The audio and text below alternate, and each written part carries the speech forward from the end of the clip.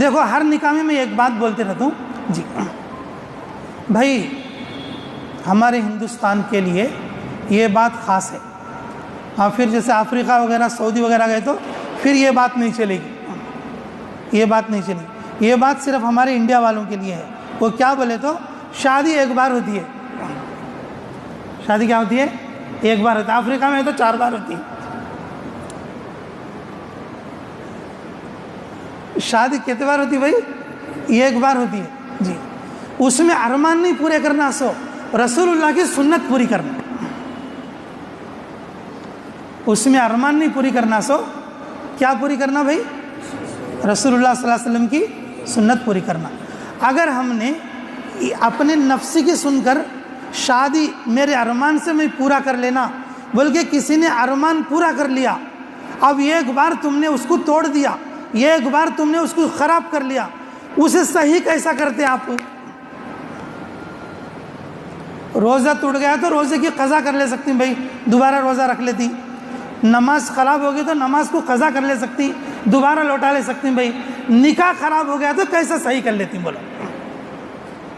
اگر 3-4 نکاح ہیں تو چلو بھائی، ایک نکاح بڑے آدمیوں کی طرف سے خراب ہو گیا، بوڑھیاں کی طرف سے، دوستوں کی طرف سے خراب ہو گیا، دوسرا نکاح میں صحیح کر لیتا ہوں، بولنے کیا تو ہے کیا بھائی؟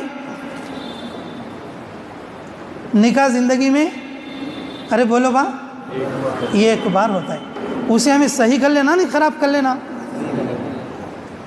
صحیح کر لینا، خراب کر لینا۔ صحیح کر لینا بولے تو یہ تین فریقین کی بات نہیں سننا، اپنے نفس کی بات نہیں سننا، اور گھر کے بوڑھی عورتوں کی اور عورتوں کی بات ہرگز نہیں سننا، اور تیسرا اپنے دوستوں کی بات نہیں سننا۔ دوستوں کی بات سنیں گے وہ بری رسموں کی طرف، بری چیزوں کی طرف اور برے ماحول کی طرف لے جائیں گے، اور عورتوں کی، بوڑھی عورتوں کی بات سنو گے بری رسموں کی طرف لے جائیں گے، وہ تم سے ایسے کام کرا دیں گے وہ بالکل نہ اس کے نہ سر ہے اور نہ پیر ہے، شریعت میں اس کی کوئی حقیقت نہیں ہے۔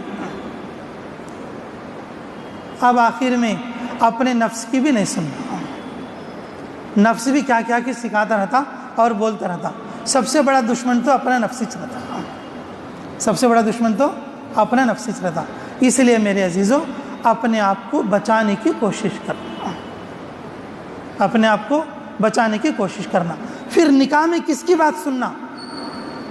ہمارے قریب میں جو عالم لوگ رہتے، جو مفتی لوگ رہتے، جو امام صاحبان رہتے، جو امیر صاحبان رہتے، جن سے ہم آسانی کے ساتھ شادی کے مسائل پوچھ سکتے ہیں، ان سے پوچھ کر کرنے کی کوشش کرنا، کیونکہ ایک بار اگر بگڑ گیا ہمیں دوبارہ اسے صحیح نہیں کر سکتے۔ اس لیے میرے عزیزوں، بڑے لوگوں کے لیے بھی کہ ان کے دل میں یہ جذبہ ہونا چاہیے کہ میرے بیٹے کا، میری بیٹی کا نکاح ایسا ہی ہونا چاہیے جس طرح سے ہمارے نبی نے ہمیں بتایا، اور خود شادی کر لینے والے بچے کے دل میں یہ ہونا چاہیے کہ مجھے میرے نبی کے طریقے پر شادی کرنا چاہیے۔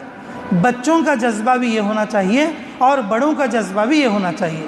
اب دیکھو یہ نکاح کتنا مبارک ہے اور کتنا متبرک ہے کہ نکاح میں آنے والے لوگ باوضو ہیں، اللہ کے گھر میں ہو رہا ہے۔ اگر خطبہ پڑھا گیا تو سب لوگ درود کے ساتھ اور احترام کے ساتھ خطبہ سنیں گے۔ آپ تصور کرو، شادی خانے میں، منڈوے میں، روڈ پر، بچی کے گھر کے سامنے جب کریں گے تو بتاؤ جی کہ بھئی شادی خانہ اچھا ہے یا مسجد اچھی؟ ارے بولو بھئی، آرس والے کے گھر کے سامنے روڈ اچھا کر دی نہیں مسجد اچھی کر دی؟ تو پھر کیسی متبرک جگہ پر خطبہ پڑھا جائے گا، لوگ بیٹھیں گے اور آمین کہیں گے۔ میرے عزیزوں، اور سارے رسموں پر چل کو خالی نکاح ایک مسجد میں کر لیتی بول تو ایسا بھی نہیں چلتا۔